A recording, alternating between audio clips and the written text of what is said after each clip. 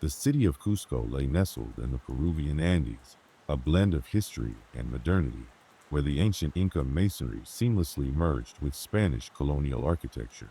Its streets, alive with the hum of activity, were lined with vibrant markets, each stall a riot of colors and scents. I had moved here 3 months ago, longing to escape the monotonous hustle of my previous life. My new home was a quaint adobe house on the outskirts, framed by the towering mountains that loomed protectively in the distance. Life in Cusco was a pleasant routine of early morning walks through the cobbled streets, afternoons spent at local cafes sipping rich coffee, and evenings bathed in the warm glow of the setting sun. I embraced the slower pace, the rhythm of the city soothing the frenetic pulse of my former existence. It was here, amid the whispering wind and the distant echo of pan flutes, that I hoped to find a semblance of peace. It began on a particularly chilly morning. I had taken to walking a path that skirted the edge of the city, a narrow trail that wound its way up the lower slopes of the mountains. The air was crisp and the sky a brilliant blue, promising a day unclouded by rain. As I ascended, I felt an inexplicable urge to explore further than usual, drawn by a sense of adventure that had been dormant for far too long. The path led me to a small clearing, hidden from the casual eye by a dense thicket of trees. In the center of this clearing stood an old stone altar, weathered by time and the elements. It was adorned with faded carvings and ancient symbols that seemed to pulse with an energy of their own. Intrigued, I approached cautiously, the hairs on my arms prickling with the sensation that I was not alone. It was then that I saw her, a woman standing at the altar, her back to me. She was dressed in flowing garments of muted colors, her long hair cascading over her shoulders like a waterfall. She seemed to be in a trance, her hands raised in silent supplication to some unseen force. I hesitated, uncertain whether to speak or retreat. The air around her shimmered, almost as if reality itself was bending to accommodate her presence. She turned slowly, her eyes meeting mine. They were a deep, unsettling shade of green that seemed to pierce through me. Despite the cool air, I felt a warmth spread over my skin, akin to standing too close to a fire. She smiled, a small, enigmatic curve of her lips, and gestured for me to come closer. Against my better judgment, I stepped forward, drawn by a strange compulsion. Her voice, when she spoke, was a whisper carried by the wind. "You have found me," she said, her accent lilting and unfamiliar. "You are the first in many years." I swallowed, my throat dry. "Who are you?" Her gaze held mine, unblinking. "I am but a keeper of secrets, a guardian of paths that must not be crossed." There was a gravity in her words that sent a shiver down my spine. "What is this place?" "A threshold," she replied cryptically. "Between worlds, between what is seen and what is hidden." I glanced at the altar, sensing an ancient power emanating from the stones. And the altar, it holds the memories of those who have come before. Some leave offerings, others take them. I looked back at her, my curiosity piqued. "And what do you offer?" Her smile widened, though it did not reach her eyes. "I offer a choice." I waited for her to elaborate, but she remained silent, watching me with an intensity that was both unnerving and captivating. I felt a pull towards the altar, an urge to touch the stones and uncover whatever secrets lay hidden there. But something held me back, a whisper of caution that echoed in the recesses of my mind. The encounter lingered in my thoughts long after I had returned home. I found myself revisiting the clearing in my mind, retracing my steps and analyzing every detail of the strange meeting. The woman on the mountain and her cryptic words had stirred something within me, a restless curiosity that refused to be ignored. Days turned into weeks, and with each passing moment, the memory of her grew more vivid. I began to suffer from sleepless nights, plagued by dreams that blurred the line between reality and illusion. In these dreams, I stood before the altar, the woman beside me, whispering secrets that vanished upon waking. An unease settled over me, a nagging suspicion that her presence had awakened something dormant within me. My health started to decline. It began with a persistent fatigue that clung to me like a shadow. I visited the local clinic, where the doctors conducted numerous tests, but found nothing amiss. They attributed my symptoms to the altitude and stress of adapting to a new environment. But deep down, I knew there was something more, something intangible yet profoundly real. Despite my apprehension, I felt a compulsion to return to the clearing. It was as if an invisible thread linked me to the altar, tugging insistently at my very soul. Each visit left me more drained, yet I was unable to resist the pull. The woman was always there, watching me with those penetrating eyes, her expression unreadable. The escalation of my condition mirrored the frequency of my visits. I became increasingly withdrawn, avoiding friends and acquaintances for fear they would notice the changes in me. My skin grew pale, my reflection in the mirror a haunting visage of the vibrant person I once was. Even my dreams became a source of torment, vivid and disorienting, filled with half-remembered chants and the echo of the woman's voice. One night, as I lay in bed, a feverish heat enveloped me. It was as if my body was being consumed from within, and I tossed and turned, unable to find relief. In the midst of this delirium, I heard her voice, clear as a bell, calling to me from the depths of my mind. The words were a soothing balm, easing my discomfort and lulling me into a fitful sleep.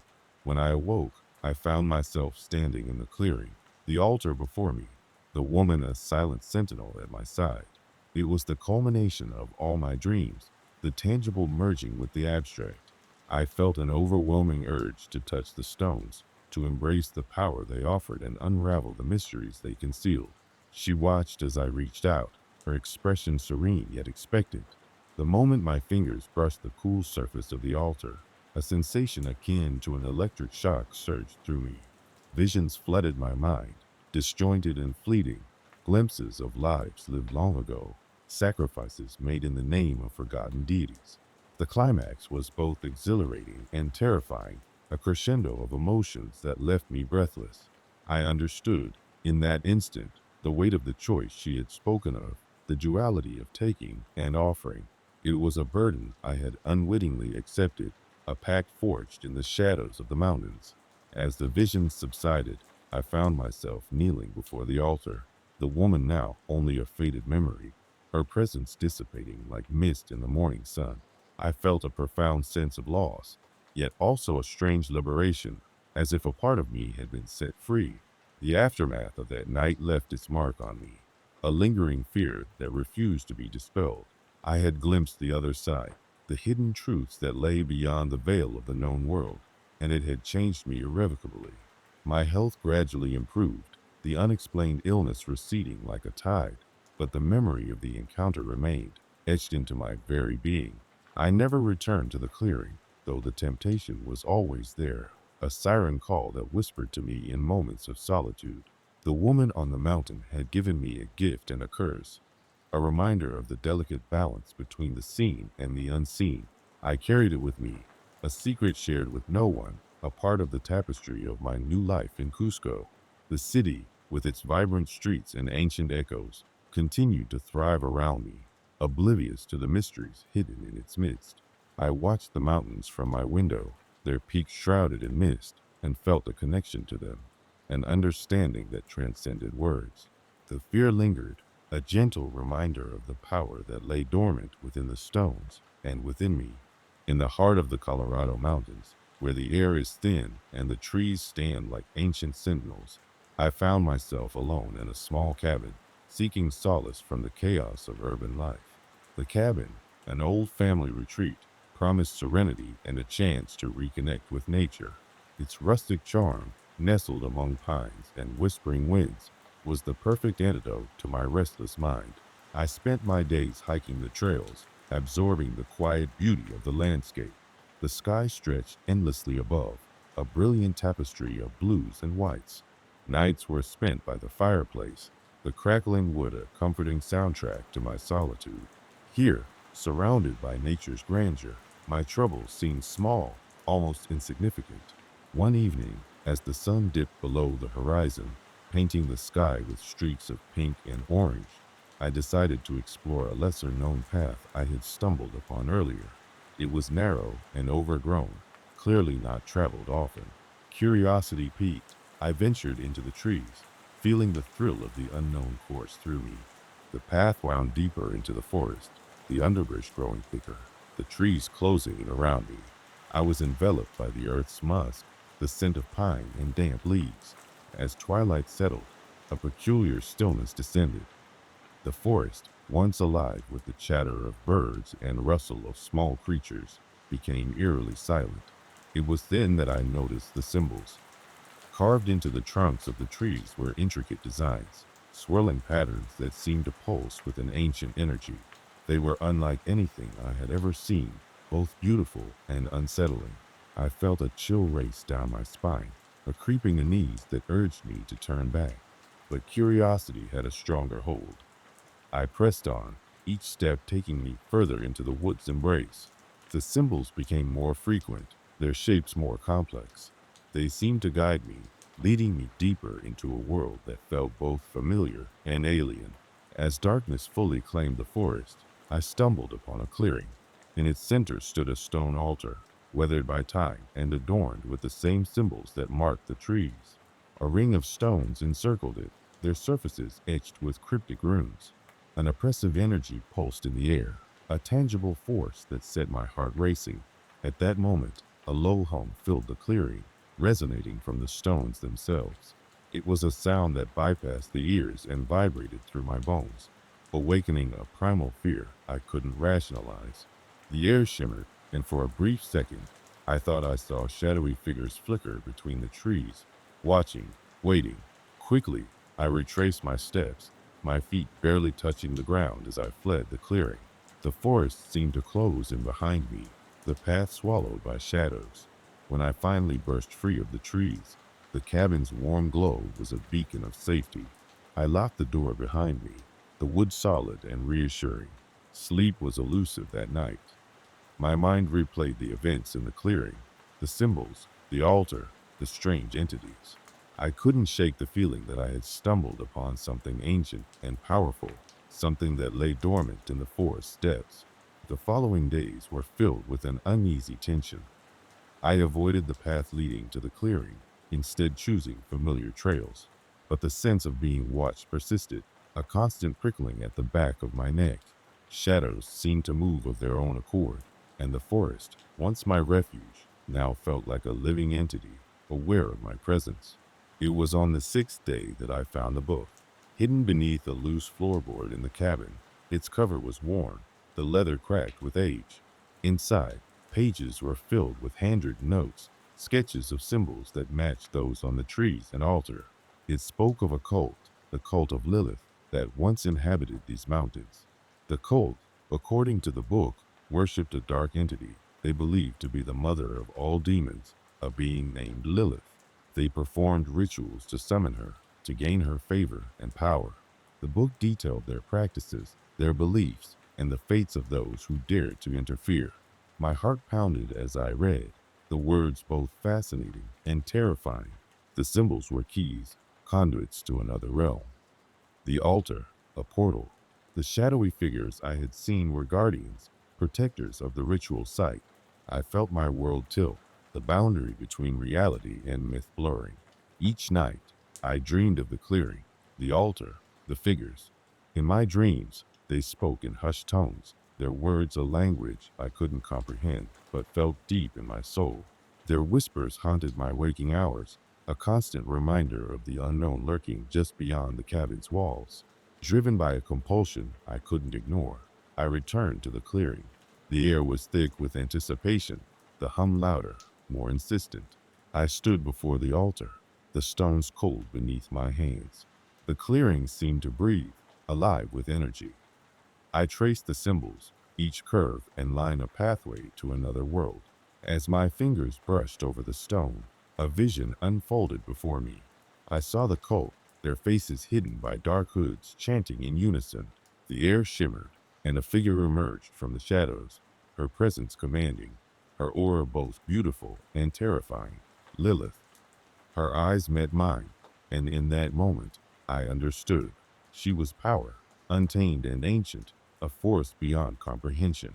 The vision faded, leaving me breathless, trembling with the weight of what I had witnessed. I returned to the cabin, the book my constant companion. I pored over its pages, trying to make sense of the visions, the whispers. Days turned into nights, each bringing me closer to understanding, but with each revelation came a deeper fear. The forest was alive with secrets, its heart a mystery I was desperate to unravel. But the more I learned, the more I realized the danger. The cult's rituals had awakened something that should have remained dormant, and I had unwittingly become part of it. The final night, the air was electric with impending revelation. I ventured once more into the trees, drawn by an invisible thread that wound through the darkness. The path seemed to know me, guiding my steps until I stood once more before the altar. The clearing was alive with shadows, the figures more defined, their presence undeniable. They circled the altar, their chant a low, hypnotic drone. In the center, the air shimmered, and Lilith appeared, her form ethereal, transcendent. She spoke, her voice a melody that resonated in my bones. "You are chosen," she said, her words both a gift and a curse. I felt the forest resonate with her power, the ground beneath my feet vibrating with ancient energy. With that, the vision ended, and I was alone in the clearing. The forest was silent, the shadows retreating, leaving only the hum of the altar. I returned to the cabin, my mind a whirlwind of thoughts and emotions. The following morning, I packed my things, leaving the cabin and the forest behind. The mountains loomed in the distance, a reminder of the secrets they held. I knew I would never return, but the forest, the cult, and Lilith would forever haunt me. The city welcomed me back with its familiar chaos, a comfort I hadn't anticipated. Yet, in the quiet moments, when the world around me faded, I felt the forest's pull, the whispers still echoing in my mind. I understood now that some doors, once opened, can never be closed. The cult of Lilith was more than a story. It was a testament to the shadows that linger in forgotten places, waiting for those willing to seek them out. As I lay in bed at night, staring at the ceiling, I couldn't shake the feeling that the shadows had followed me back. The air in my apartment seemed different, charged with the same energy that had filled the clearing.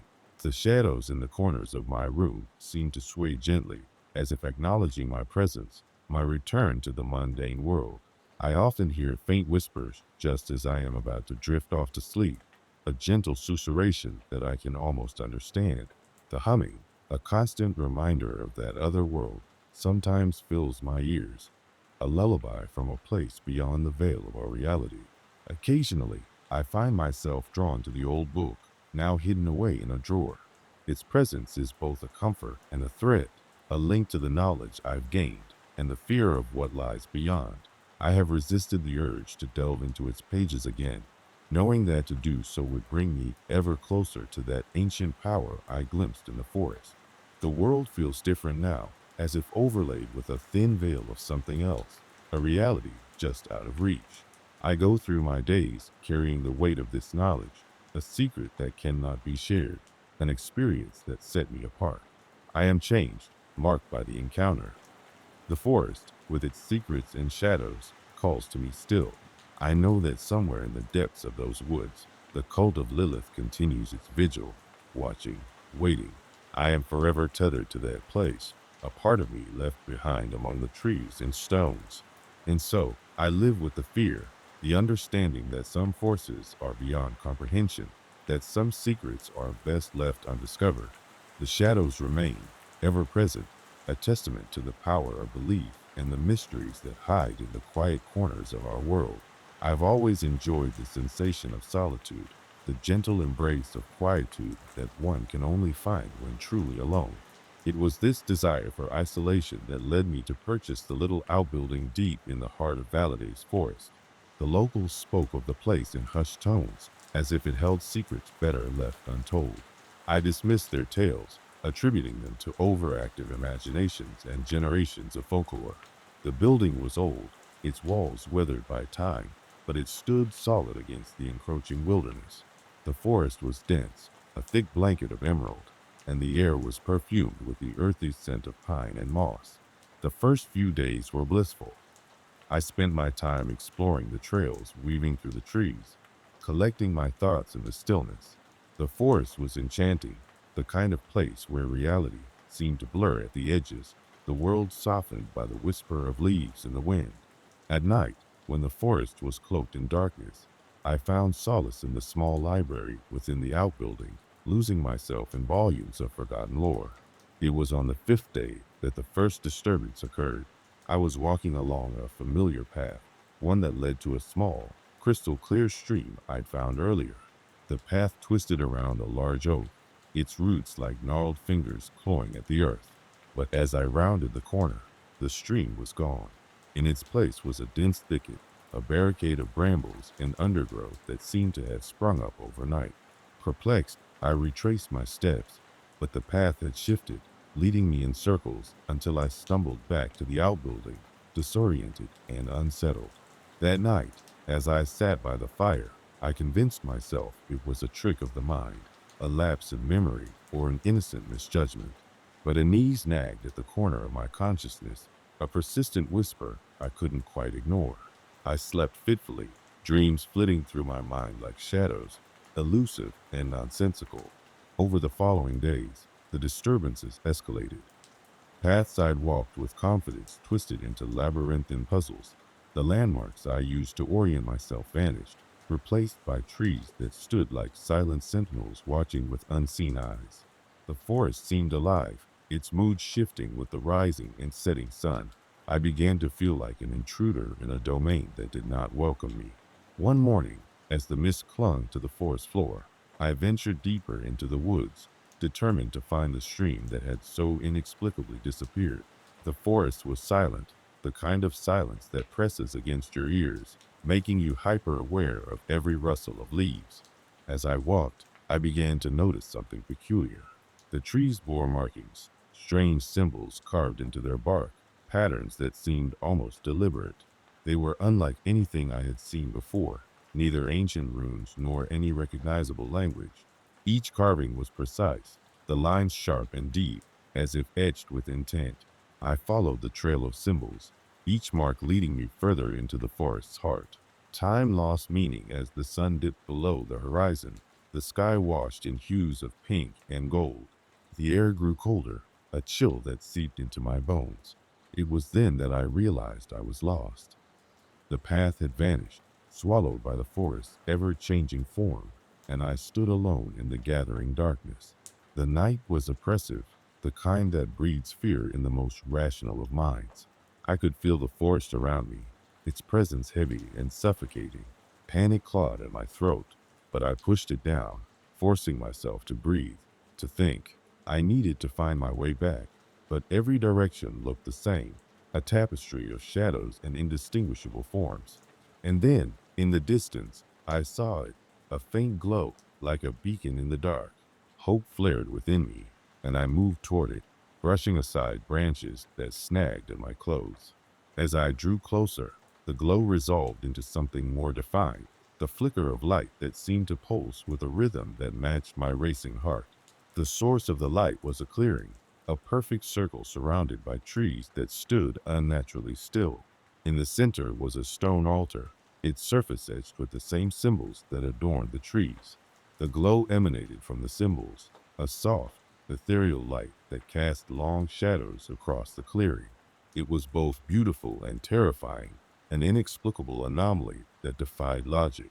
I approached the altar, drawn by a compulsion I couldn't resist. The air shimmered, and for a moment, I felt a shift, as if the boundary between worlds had thinned, and reality wavered like a mirage. I reached out, my hand hovering above the altar's surface, and the light intensified, bathing me in its glow. The symbols seemed to dance, rearranging themselves into patterns that were both familiar and alien. It was then that I heard it, a voice, soft and lilting, like the whisper of the wind through the leaves. It spoke in a language I couldn't understand, yet its meaning was clear, resonating in my mind with crystal clarity. It spoke of the forest, of its ancient guardians who watched over the land, preserving the balance that had existed for centuries. It spoke of intruders, of those who sought to disrupt the harmony, and the retribution that followed. The realization struck me with the force of a gale. I was the intruder, the unwelcome presence in a sacred place. The forest had tried to warn me, to turn me away, but I had ignored its signs, my curiosity overriding my caution. As the voice faded, the glow dimmed, and the symbols stilled. The clearing was silent once more. The oppressive weight lifted. I stepped back, my heart pounding, the enormity of what I had witnessed settling over me like a shroud. The forest had revealed its truth, a reality that shifted and changed, a world where boundaries were porous and the fabric of existence was woven with threads of the supernatural. In the days that followed, I abandoned my exploration of the forest, confining myself to the outbuilding's confines. I could no longer trust my senses, the world outside a shifting landscape that defied comprehension. The library became my refuge, its books a source of knowledge and understanding. I immersed myself in their pages, seeking answers to the mysteries that surrounded me. But the fear lingered, a presence that gnawed at the edges of my awareness. I could feel the force gaze upon me, a reminder of its power and the delicate balance it maintained. I knew I was not alone, that the guardians watched from the shadows, ever vigilant.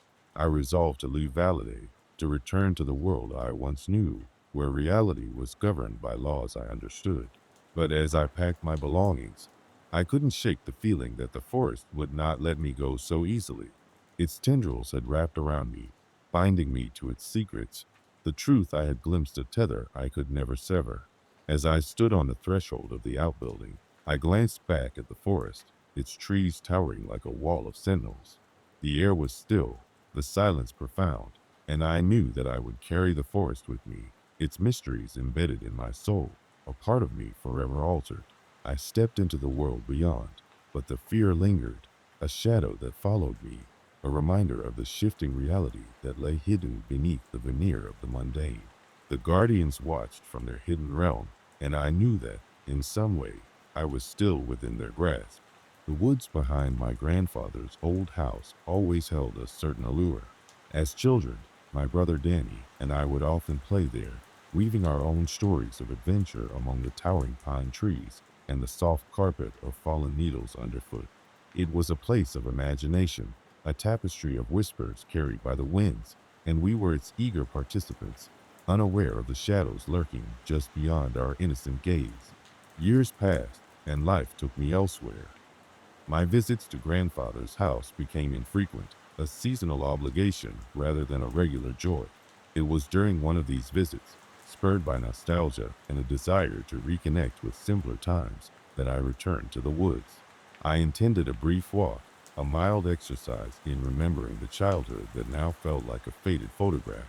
The day was calm, with a gentle breeze that rustled the leaves in a melody both soothing and strange. It was as if the forest itself was breathing, an entity of its own, alive and aware. I walked deeper, the path familiar yet knit with an unsettling unfamiliarity. The woods seemed to close in around me, the light dimming as the canopy thickened above. Somewhere in the distance, a bird called out, its song echoing eerily, a solitary note in a vast symphony of silence. Then there was a disturbance, a simple, almost innocuous rustle in the underbrush, but it sent a ripple of unease through me. I stopped, peering into the shadows, expecting to see a squirrel or perhaps a deer. Instead, I saw nothing, just the dense thicket and the play of light and shadow. Shrugging off the creeping sensation, I continued, though the cadence of my steps felt different, as if the forest had shifted subtly, nudging me off course. The trees thickened, their trunks emerging like ancient sentinels from the mist that began to coil around the ground. I had never seen mist so dense here before, a tangible entity that clung to everything, obscuring paths and landmarks. My heart quickened.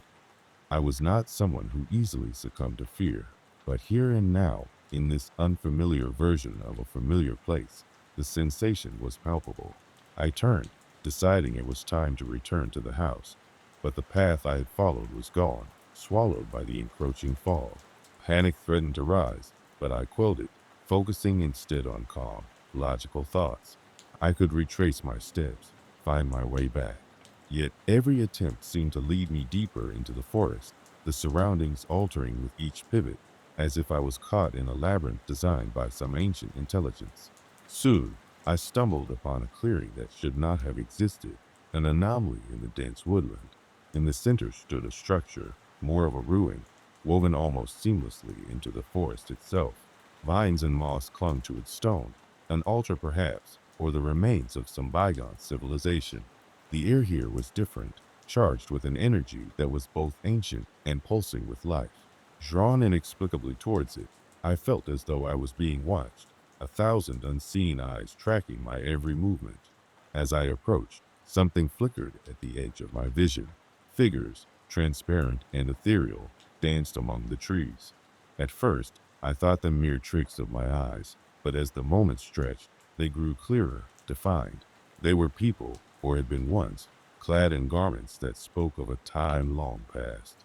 Their faces were serene, yet their eyes held a depth of sorrow and wisdom that was unnerving. I hesitated, then called out, my voice a tremor in the still air. "Who are you?" I asked, my whisper swallowed by the forest. Yet they seemed to respond, though not with words. Images flashed in my mind, visions of a village, laughter, song, and then a great darkness, a consuming void that left only echoes of what once was. I recoiled, the sudden influx overwhelming, and stumbled back from the altar. The figures watched, unblinking, and as I turned to flee, the mist swirled thicker, closing in like a living thing. I ran, heart pounding, the forest around me a blur of motion and shadow. It was impossible to tell how long I ran, but exhaustion eventually pulled me to a halt, forcing my legs to buckle beneath me. In that moment of pause, the forest settled. The mist thinned, and I found myself again at the clearing, the altar before me. The figures were gone, leaving only the rustle of leaves and the distant call of a bird. Confused, I tried to make sense of my surroundings. It seemed that no matter how far I ran, the forest looped back on itself, drawing me inevitably to this spot. The day waned, the light fading into an otherworldly twilight that cast long shadows across the ground. I could feel time slipping, stretching, a fluid concept that eluded my grasp. Desperation began to set in, a frantic fear that I was lost not just in space, but in time itself. Finally, as night descended, the figures returned, their presence more substantial, more real. One stepped forward, a woman with hair like woven night and eyes like pools of starlight. Her gaze was gentle, yet unyielding. "You do not belong here," she said, her voice a melody that sent shivers down my spine. "But you have been chosen to witness." "Chosen? To witness what?" I asked, my voice barely audible in the heavy air. "The passage of time, the cycle of existence," she replied, her form shimmering with an ethereal glow. "Once, we were the tribe that tended these woods, but time is forgotten here, a spiral unyielding. We are lost, perpetually reliving what once was." I glanced around, the enormity of her words sinking in. Am I? Am I trapped here too?" She nodded slowly. "Unless you find your way, the forest will keep you, as it has kept us." A chill coursed through me. I had stepped unknowingly into a realm where the ordinary laws of reality held no sway, where stories of enchanted forests and forgotten tribes were not just tales, but living history. But why? Why me? I pleaded, grasping for understanding.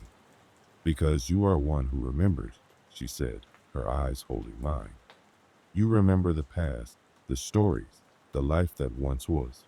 You are the bridge between what was and what is." Her words were a riddle, one that left me grappling with more questions. The forest, it seemed, had a life of its own, a consciousness that selected, beckoned, and sometimes ensnared. I felt the weight of countless histories pressing down, urging me to see beyond the mere physicality of the trees and mist into the very soul of the woods. I sat there, in the grip of an overwhelming sensation, as if the forest itself was speaking through her. The air was thick, charged with an energy I could not name. I closed my eyes, seeking answers within, searching for a thread to guide me back. Moments stretched into eternity, and slowly I became aware of subtle changes in the air, a shift in the wind, a softening of the shadows. When I opened my eyes, the figures began to fade, their forms dissolving into the twilight. Desperation clawed at me, and I surged to my feet. Wait, how do I find my way? The woman paused, her image wavering like a reflection on water. Listen to the forest, she whispered, her voice like a distant echo. It will guide you if you let it. With that, she was gone, melded back into the mist, leaving me alone with the encroaching darkness. I stood there, heart pounding, fear and hope waging a silent war within me. The forest was quiet now, the oppressive weight lifted, leaving only the rustle of leaves and the gentle breeze of night. I breathed deeply, trying to attune myself to the rhythm of the place. The forest, the woman had said, would guide me. I had to trust in that, in the ancient wisdom of the trees, the whispers in the wind. Slowly, I began to walk, feeling my way through the shadows. Each step was deliberate, an act of faith, a surrender to the unknown. With every breath, I listened, attuned to the subtle cues, the sigh of the branches, the murmur of the earth beneath my feet. Time lost its hold, the minutes stretching like tendrils of mist. It felt as though I was moving through layers of existence, peeling back the fabric of reality to glimpse the truth beneath. And then, in the distance, I saw it, a glimmer of light, faint yet unmistakable, a beacon in the enveloping dark. Guided by that light, I moved forward, each step shedding the weight of the forest's embrace. The trees parted like curtains, revealing a path that led me back to the world I knew. Relief coursed through me, mingled with a lingering sense of lust, of having touched something profound and mysterious that now retreated beyond reach. I emerged from the woods, the cool night air a balm against my skin. Behind me, the forest stood silent, a sentinel woven with secrets and shadows. I turned back once, half expecting to see the figures watching, but there was nothing, only the stillness of the trees and the whisper of the breeze. As I walked back to my grandfather's house, the events of the day played over in my mind, a surreal tapestry of memory and myth. The world felt different now, the ordinary tinged with the extraordinary. In that forest, I had crossed into a realm out of time, a place where reality blurred with legend, and I knew that I would carry its shadow within me forever. The lingering fear was not just of being lost again, but of knowing that the woods, with its ancient tribe and its timeless mysteries, would always be there, watching, waiting, a place where the past and present entwined. I had escaped, but a part of me remained, woven into the very fabric of the forest, a reminder of the delicate balance between the seen and unseen, the known and the unknowable. When I was a child, the forest that wrapped around our small Canadian town was a place of wonder and mystery. To the adults, it seemed nothing more than an expanse of green that bordered on the mundane, but to us children, it was a world ripe with adventure. Its ancient trees stood tall like silent sentinels, and the floor was a carpet of fallen leaves and pine needles that whispered secrets when you walked over them. We gave names to hidden clearings and twisted trees, crafting stories of fairies and fantastical beasts that lived within the dense foliage. One summer day, a group of us, armed with nothing but youthful curiosity and the sweet freedom of the holidays, decided to venture further into the forest than we ever had before. The sun, a blazing orb in the sky, poured down upon us, casting long shadows that seemed to dance alongside us. We laughed, shouted, and let our imaginations run wild, chasing each other through the sun-dappled glades. Each step further into the forest felt like stepping into another world, a place where the rules of reality seemed to bend ever so slightly. That's when it happened, the first disturbance in the tranquil tapestry of our summer. We had reached a part of the forest where the trees grew closer together, their branches interlocking to create a canopy that dimmed the light to a gentle twilight. It was John, the boldest among us, who first noticed the change in the air, a subtle shift, a silence that pressed down on us as if the forest itself had taken a deep breath and held it. The birds, usually so vocal, had ceased their singing, and the only sound was the distant rustling of leaves, as if something unseen was moving through them. It was then that I felt it, a slight tug at my consciousness, like the gentle pull of a current in a river. I shrugged it off as nothing more than the thrill of being somewhere forbidden, a sensation akin to standing on the edge of a precipice. We pressed on, letting our bravado carry us forward. but my unease lingered. A few more paces, and we stumbled upon a clearing unlike any we had seen before. It was perfectly circular, as though the forest itself had been trimmed and manicured to create this sacred space. At its center stood an old stone well, moss-covered and mysterious, with an air of ancient solitude. There was something hypnotic about it, a silent invitation that I could not quite comprehend. As we gathered around the well, an inexplicable feeling washed over me, a strange mixture of deja vu and foreignness. The world around me seemed to blur, the colors bleeding into one another like a watercolor left in the rain. I don't recall how long I stood there, staring into the depths of the well, my friends' voices echoing distantly as if from the end of a long tunnel. The next thing I remember is waking up on the forest floor, the sun now low in the sky, painting the horizon in hues of orange and pink. My friends were gone, and the clearing was empty save for the whispering wind. Panic clawed at my chest as I scrambled to my feet, calling their names, my voice swallowed by the trees. I began to run, directionless, the once familiar forest now a labyrinth of shadows and echoing silence. Eventually, I stumbled out of the forest and into the arms of my frantic parents. I was missing for hours, they said. A search party had been organized, combing the woods after my friends returned home without me, unable to explain where I had gone. Their eyes held a mixture of relief and something else, something that mirrored the confusion I felt deep within. As the days turned into weeks, the events settled over my life like a shroud. I found myself drawn again and again to the edge of the forest, my feet itching to retrace those forgotten steps. Yet, each time, fear held me back, a fear not of what lay within the forest, but of what I might discover about myself. Years passed, and the memory of that day faded, but it never disappeared entirely. It lingered at the edges of my mind like a shadow that lengthened with the approach of twilight. Whenever I returned home, I found myself standing at the forest's edge, staring into its depths, as if expecting some revelation to come forth. It wasn't until I was much older, my childhood long behind me, that I finally returned to the forest with purpose.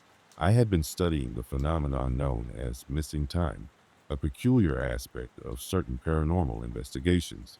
Stories of people vanishing only to return with no memory of the lost hours had always piqued my interest, a professional curiosity that had deepened into something more personal after my own unexplained experience. The forest was unchanged, timeless in its ancient beauty, yet as I stepped beneath its canopy once more, I felt a familiar tension, a tightening in the air that seemed to ripple outward from the very trees themselves. I wasn't alone this time. A team of fellow investigators accompanied me, each armed with equipment designed to measure and record any anomalies we might encounter. We ventured deeper, retracing paths that had long since faded from my memory. The forest seemed almost alive, reacting to our presence with a subtle awareness, an intelligence that lay just beyond the reach of understanding. It was as if it remembered me, too, acknowledging my return with a whisper of recognition. Our instruments began to spike when we reached the clearing, the air charged with something unseen and unexplainable. The well stood as it had all those years ago, unchanged by time, an enigmatic sentinel watchful and patient. I approached it with a mixture of trepidation and anticipation, hoping for answers, fearing what they might reveal. As we began our investigation, things took a turn I hadn't anticipated. The air grew thick, and the forest seemed to close in around us, the light dimming as if the sun itself was retreating. My colleagues spoke in hushed tones, their voices trembling with excitement and an undercurrent of fear. Our equipment beeped and whirred, capturing data that defied logic, anomalies that blinked in and out like ephemeral spirits. It was then that I felt it again, that insistent tug, the same pull I had felt as a child. It was stronger now, more insistent, as if the forest itself was beckoning me to remember. I struggled to remain grounded in the present, my mind slipping, sliding between past and present, caught in a whirlpool of fragmented memories. And then, in a moment of clarity, I remembered. I remembered the feeling of standing at the well, of looking into its depths and seeing not darkness, but light, a light so bright and warm that it enveloped me, made me feel weightless and unmoored from reality. It had been calling to me, showing me visions of places unseen, of other worlds vast and wondrous that lay beyond the veil of our understanding. The realization hit me with the force of a tidal wave, and I staggered back, my heart pounding in my chest. The others rushed to my aid, their concern palpable, their questions a blur in my ears. But I had no answers for them, only a profound sense of awe and a sliver of fear that had burrowed deep into my soul. The forest released us from its grip, allowing us to depart as the sun dipped below the horizon.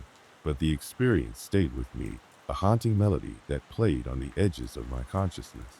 I had glimpsed something beyond the ordinary, something that defied the laws of nature and reason. It was both terrifying and exhilarating, a reminder of the mysteries that lay hidden in the world just out of sight. Even now, as I write these words, I feel the forest's presence, a gentle whisper carried on the wind that surrounds me. I often wonder about that day in my childhood, about the time I lost and the memories that returned. Were they real, or simply the fanciful imaginings of a child's mind caught in the wonder of the forest?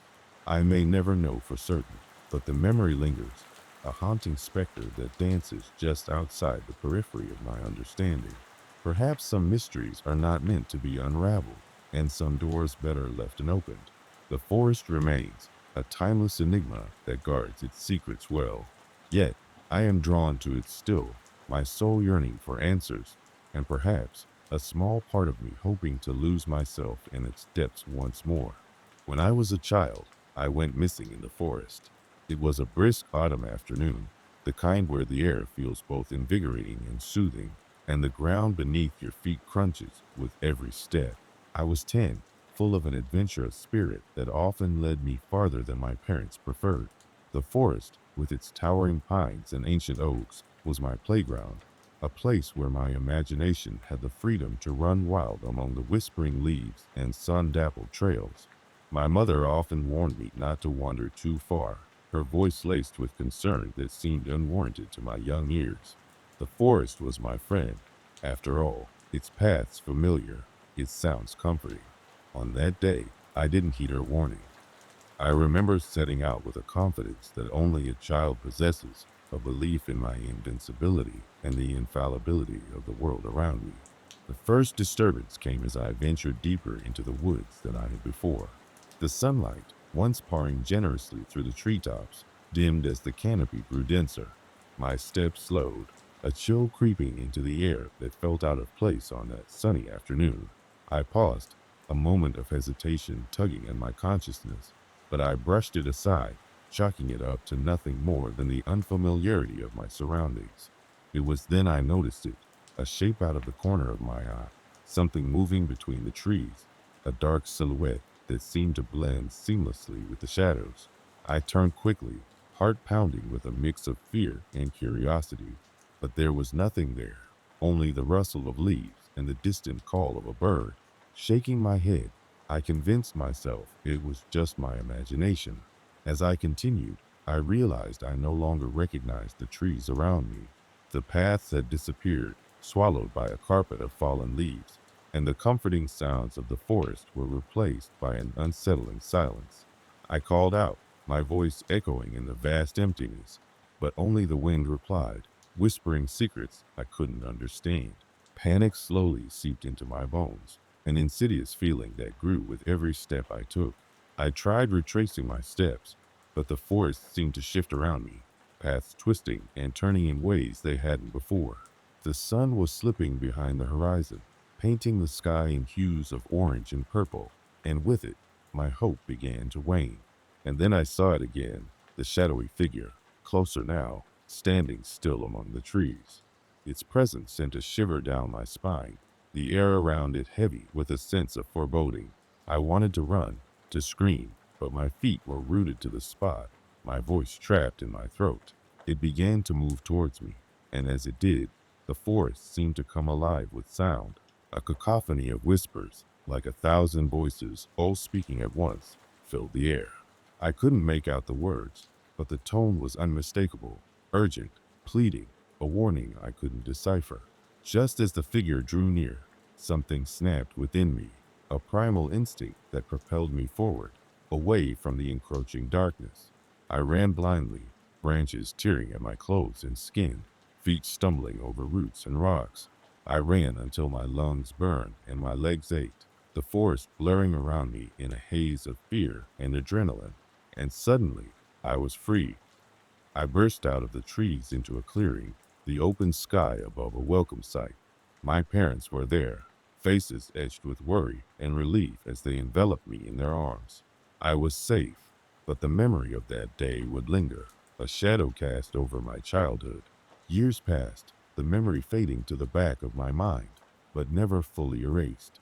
I grew up, moved away, and the forest became a distant memory, a story I rarely told.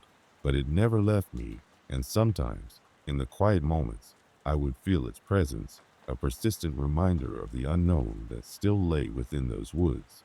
It wasn't until recently that I found myself drawn back to the forest. Curiosity, or perhaps a need for closure, pulled me back to the place I had once known so well. The trees had grown taller, the paths more overgrown, but the forest was still the same, its essence unchanged by the passage of time. As I walked the familiar yet forgotten trails, I felt an unease settle over me, a sensation I hadn't felt since that afternoon so many years ago. The air, cool and crisp, carried with it the whispers of the past, and the wind gently nudged me forward, deeper into the heart of the forest. I reached the area where I had encountered the shadowy figure, the scene replaying in my mind with startling clarity. I stood there for a long time, listening to the wind in the trees, the rustle of leaves underfoot, waiting for something I couldn't name. And then I saw it again, that dark silhouette among the trees, watching, waiting. But this time, the fear didn't grip me as it had before. Instead, a strange calm washed over me, a sense of understanding that I couldn't explain. The whispers returned, the same urgent tone, but now I could discern a pattern, a rhythm that resonated within me.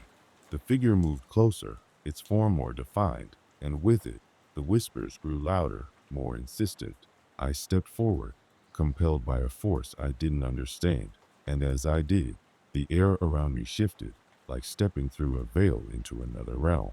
In that moment, I realized the forest was alive, not just with the flora and fauna that inhabited it, but with something far older, something that had watched over the woods for centuries.